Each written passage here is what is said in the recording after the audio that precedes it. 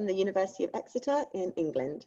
On behalf of GWNet, the Global Women's Network for the Energy Transition, I am presenting the next portrait of the Energy Transition Role Model series. This initiative is supported by the German Federal Ministry for Economic Affairs and Energy. I'm here today with Majd Mashharawi. Majd is a social entrepreneur who has used her engineering background to create innovative solutions for modern day problems. She is the founder and CEO of two social enterprises, one of which is SunBox. SunBox provides solar systems and solutions for families suffering from the energy crisis in Gaza, and has so far provided clean and affordable electricity and clean water powered by solar to more than 5,000 people. Welcome, Majd. Thank you for joining. Thanks for having me. Great. Let's get started by discussing your own journey to where you are today. So could you please tell me what your journey to sustainable energy entrepreneurship has looked like? Well, as you mentioned in the beginning, in the introduction, that SunBox was not my first startup. And actually now it's the most successful one. My journey started when I was at college, and I started my first company to manufacture building blocks from ashes and rubble of the demolished houses. After 3 years working in that startup, I decided I was suffering so much from when to manufacture the building blocks, what time, and I had to go specific timings to the factory in order to manufacture them. Sometimes 1 a.m. in the morning, sometimes 3 a.m. in the morning. It was crazy. I felt that we should do something, and this is how the whole idea started. So I wanted to learn more business skills. I wanted to be more involved in this sector, and my background is civil engineering, so I had no idea about the electrical things or renewable energies. Yeah, so this is how the whole bomb came inside my head. Amazing. Well, I've got to say, your entrepreneurship ventures are all very impressive. So what would you say it is that motivates you in your day-to-day work? What motivates me every day is people. I really love contributing to my community. I feel the impact. And I can see it by my eyes. And sometimes I feel I have no energy, or I almost give up on something, and then I find people around me pushing me forward towards the goal, and by telling me it's not only your mission, it's everyone's mission here. Yeah. So, yes. Amazing. So you've mentioned sometimes it can be quite difficult. What would you say has been your severest hurdle to come over, and also your proudest success? The community. It was so hard in the beginning for them to understand what I'm doing or what I'm trying to do. Many people, including a close network of mine, stood against me, and they were saying I'm crazy, I'm driving myself to hell, I'm going up normal, and that means I'm limiting my opportunities to get married in Gaza. The past 2 years and a half were so difficult, but I learned so much, and it made me the person who I am today.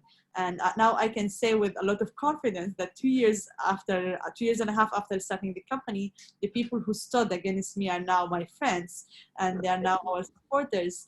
And starting from my family, like my dad now is helping me so much with the business. He invested so much money as well. The greatest success was in 2019, when we managed to provide over 5,000 people with electricity and clean water, and we trained so many university students, hundreds of students. We became a role model for the social entrepreneurship in energy sector in Palestine. I would say if you ask anyone in Palestine about SunBox, maybe they probably don't know my name, but they know my face, and they call me the lady of the solar. Brilliant. Do you think there's any specific skills that women need to be successful in this sustainable energy businesses or entrepreneurship? Definitely. Like for me, the success of my company did not come only from the experience I learned in the States, in the fellowship, or the experience I learned in my previous company. It came through getting a training with a Japanese consultant who luckily came to Gaza, and I managed to meet him. So he gave us a full month training. It also came through, online resources, my trip to Germany when I visited some companies and I met so many people in this field. So women in Gaza, the way I see it is that it's good to have someone that they can see as a role model, but it would be better to create access to them, to give them access to resources, access to mentorship, access to new technologies. For us, maybe it's different in other countries, but for us, we are so isolated. We have no idea how the world functions outside. Because even though we have internet, but it's not enough. We always feel it's some sort of illusion. So it's very important to create this kind of channels where women can see the world, they can see the technologies, they can talk to successful people and companies in order to mentor them and give them sufficient source of information. Great. Based on your experience, what are the biggest opportunities, but also the biggest challenges for women wanting to make a difference as sustainable energy entrepreneurs?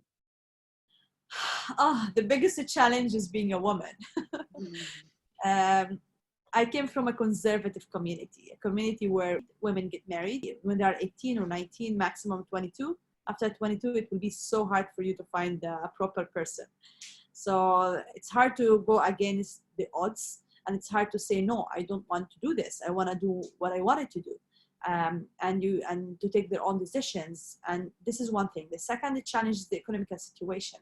For me in Gaza, there's a lot of economical issues. It's blocked since 2006, and blocking means no electricity, no water, no proper education, no proper health, and you don't have a normal business environment where you can grow up your business, like the States or Europe or Germany. So this is also a challenge. That's why I always say, if you are successful in Gaza, you can be successful anywhere else, because all the time you run on plan Bs, you run risk management. You just need to adapt and go around the rules, the politics, the borders are closed, so you cannot get things in. You cannot manufacture things in because it's dual use and no one can, get it inside. So it's crazy, but I would say it's possible. It happened. That's great.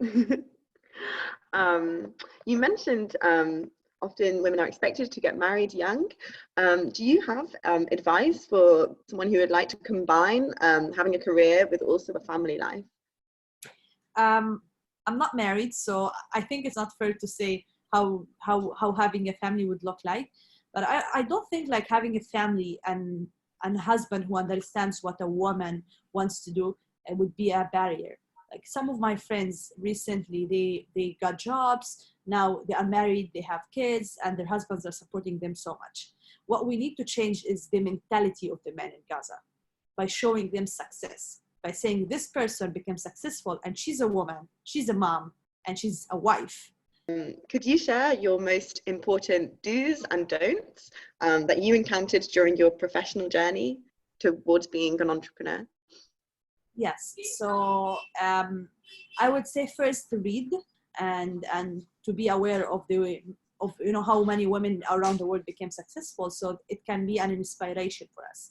The second do is never ever give up.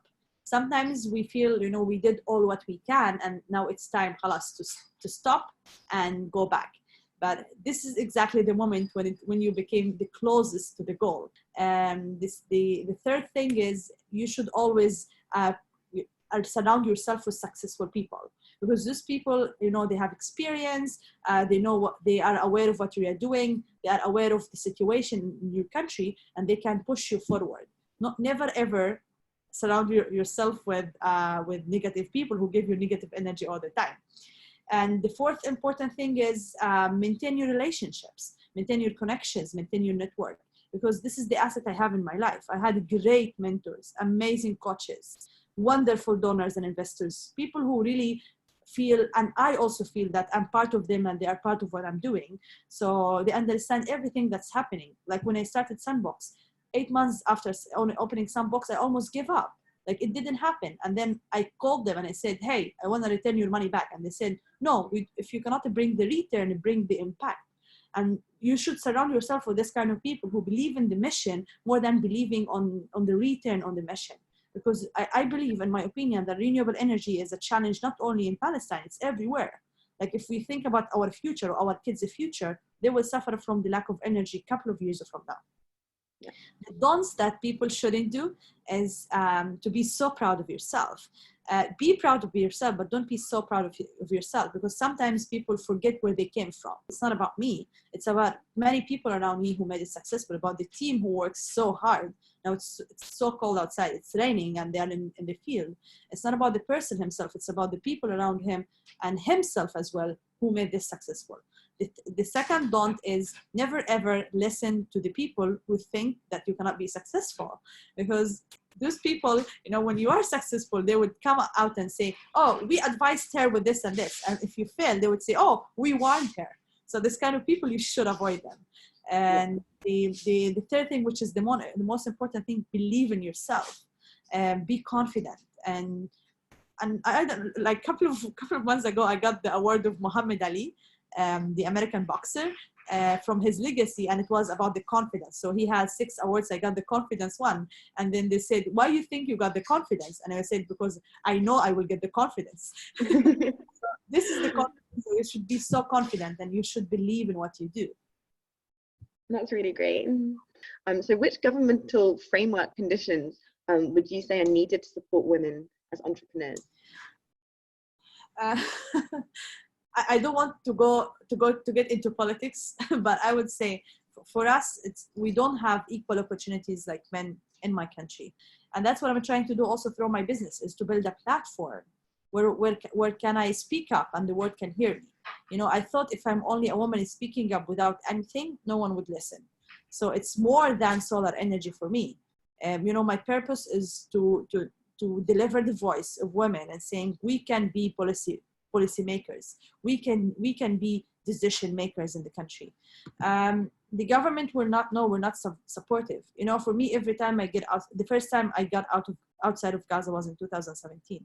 I tried for more than 8 years, and I got over 10 scholarships in many different countries. Wow. Even in Germany. In 2013, I was selected to be the first Erasmus exchange student in Gaza, in Palestine. Wow. I got all the paper ready, the visas, the flight tickets, everything. And then I was rejected. I was rejected from going out.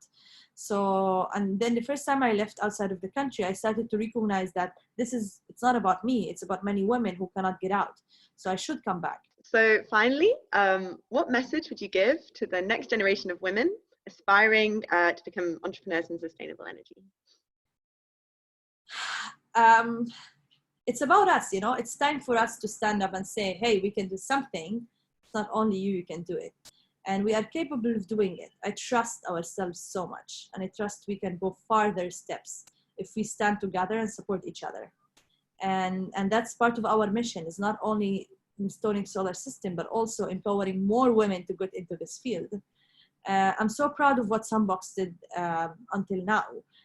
It's a team of men, and also other people would say, how can a team of men headed by a woman? And it's because men stood beside me and they said, we believe in the mission and let's make it happen. So I believe women can be successful if they believe in themselves, and if men stand by their side and push them forward. It's about both of them. It's about both of them working together in not only equally, but also equity. And we can do many things together. We cannot ignore the 50% of the society just because they're women. Yeah. My message, I always say to everybody, the sky is not the limit, and we should keep our eyes on the stars, not on the ground. So we can grow up. We can go any place we wanted to do if we believe in the things we are doing. It's really inspirational. Thank you so much for talking with us today. I've really enjoyed speaking with you, and I'm sure everyone who watches the video will also really enjoy hearing your message. So yeah, it's a pleasure to have you, and I wish you all the best of luck for the future. Thank you so much, Emily. Thank you.